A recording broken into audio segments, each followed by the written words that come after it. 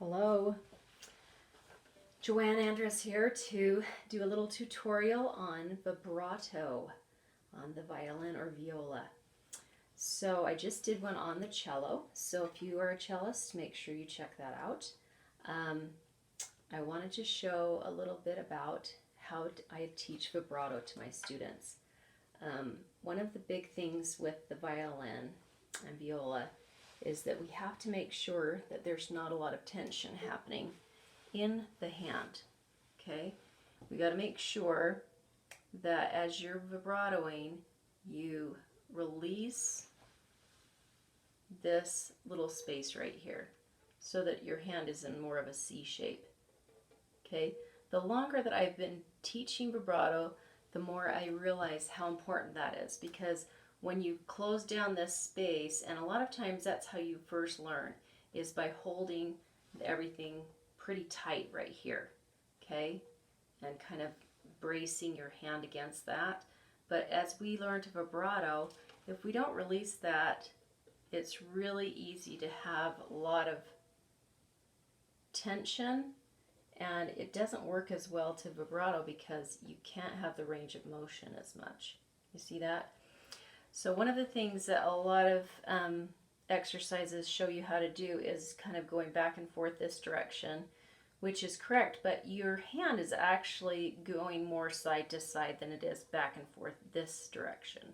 Okay, and I have found that a lot of students that have that kind of feeling of going back and forth this direction end up doing kind of more of a finger vibrato, really tiny little shaky motion with their finger instead of letting their whole hand vibrate.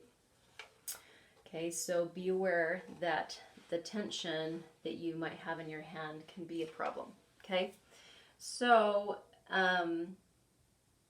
when I first teach my students, I have them hold the violin or viola just like normal, but then I have them pretend that they're putting their hand on the neck of the violin or viola. And then you pretend that you're putting one finger down at a time and just start vibrating.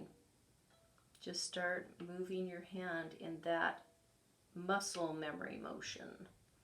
Okay, so your hand is just kind of going back and forth, getting used to how that feels to go this direction with your whole hand.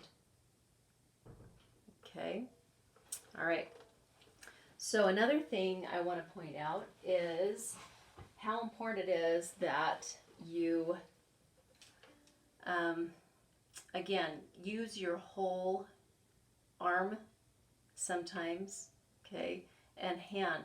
And each person is going to be just a little bit different. Each person might feel it a little bit differently in their body.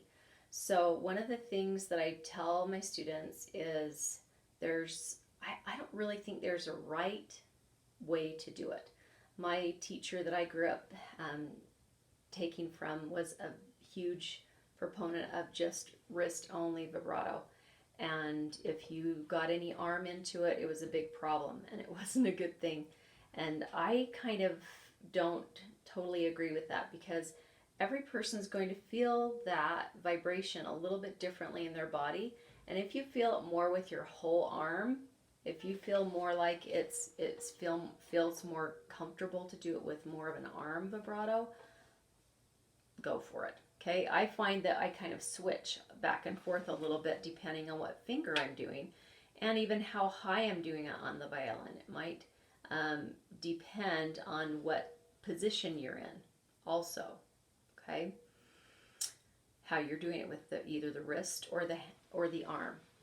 Okay, so after you get used to this motion and you're used to doing the muscle memory thing, then we start putting it on the violin or viola. Okay, and your thumb is kind of one of these weird things where you kind of have to decide what feels good to you. You can either kind of scooch it more underneath the violin if that's more comfortable. I've seen a lot of people do that. Another thing you can do is just kind of have it more out this direction. That's kind of what I usually do. But it's hard to do the vibration if your thumb is right on the thing, because that ends up kind of closing this space down again. Okay, so let's just do a little demonstration here. When I'm first teaching, I just have people do a really slow back and forth movement, and it sounds very wobbly. And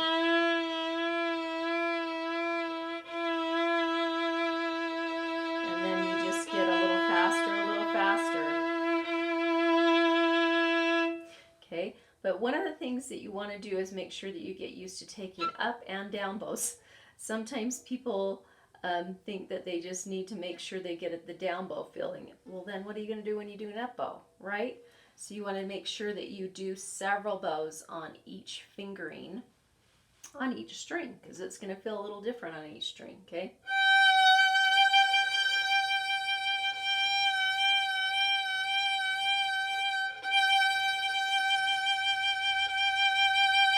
Notice that I ended up moving my thumb down a little bit. It was getting too high, okay?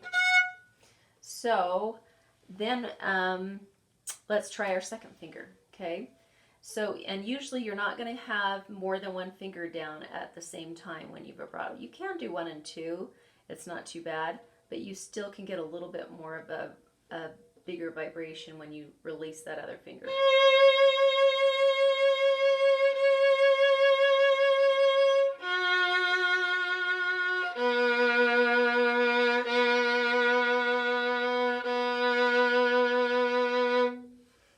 Okay, so the second finger, and then third finger.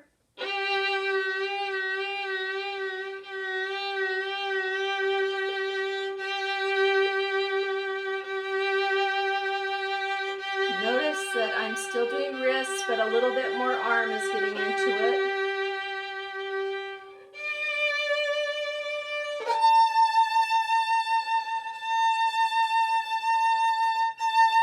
And try not to tuck your finger like I kind of did there. Be careful not to let your fingers ever kind of get below the fingerboard. We always want to keep our fingers above the fingerboard so they're ready to move down. So when I go to my fourth finger, that's when I find I do more of an arm vibrato, okay?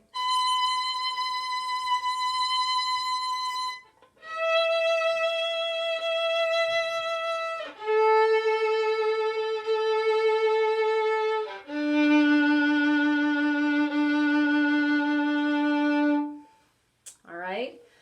Now, some people have a little bit easier time actually practicing vibrato down in this hand position. So when you are just learning, you can kind of get a better feel sometimes when you keep it down a little bit so you can see more what your hand is doing. That definitely went more into an arm vibrato, didn't it? Arm, and then more of a wrist. Okay, and then and also notice that I shifted up.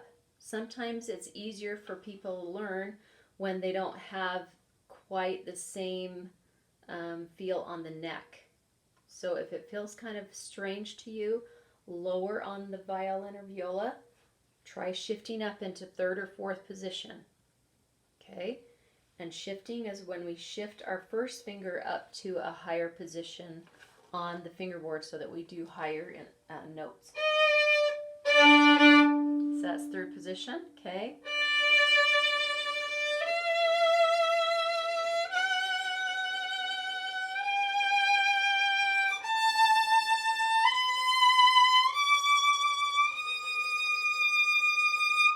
Sorry, a little out of tune.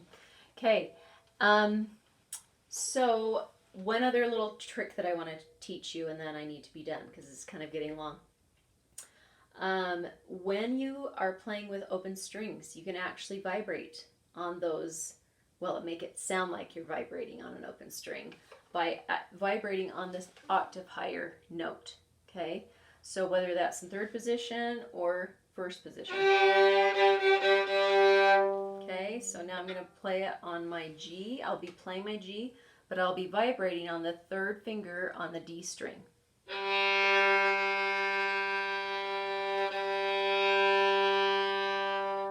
Can you hear that? Okay, let's try it on the D string.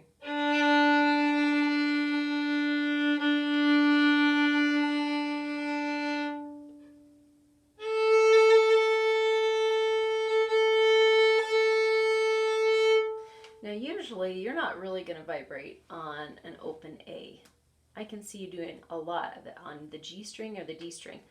But on the A string, usually you'll actually just shift into third position with second finger.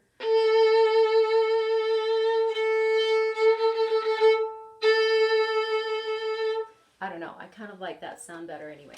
So anyway, that's a little bit about vibrato, and I hope that's helpful. I hope those little tricks and tips help you to get a beautiful vibrating sound, because the ear just loves the warm sound of a vibratoing violin or viola. Okay? I hope you have a fabulous day and good luck with your studies.